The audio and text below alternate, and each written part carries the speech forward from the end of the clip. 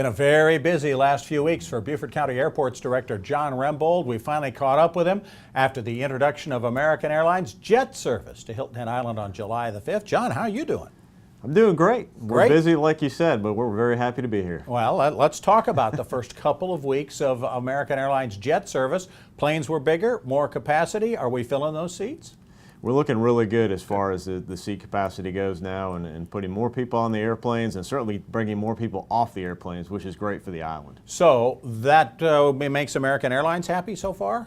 So far, so good. What you're hearing? Absolutely. So far, so good. All right. Everybody then, of course, next wants to know, so when's everybody else coming onto the island? When are we going to have 6 different kinds of airlines flying here and international jet service to the Bahamas? Oh, wow. Well, that's a...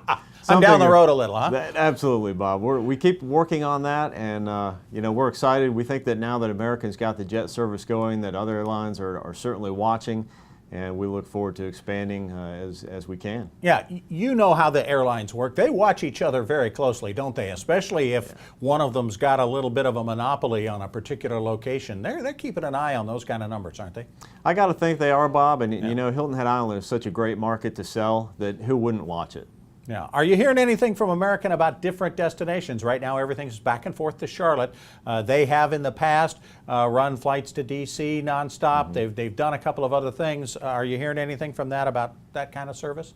Well, I think that they'll watch the way this market performs with the jets and see where it goes. I can tell you one of the big benefits to the consumer right now is a major change with the jets, and that's that they now gate at Concourse C in Charlotte.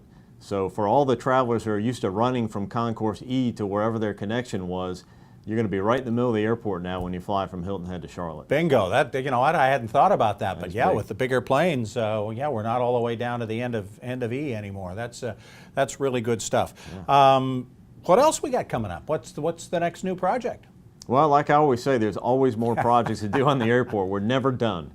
But we're really looking at the terminal is going to be a big project that comes up because with jet service and more people in the building, it exposes some projects that we need to develop in the future. More space, you know, more accessibility to folks, and just you know, more opportunities within the building itself. Is that stuff that's already been budgeted for, or is that something that we're going to start to see come up with the county and with the town and whatever about, and the federal government for that matter, as far as budgetary things?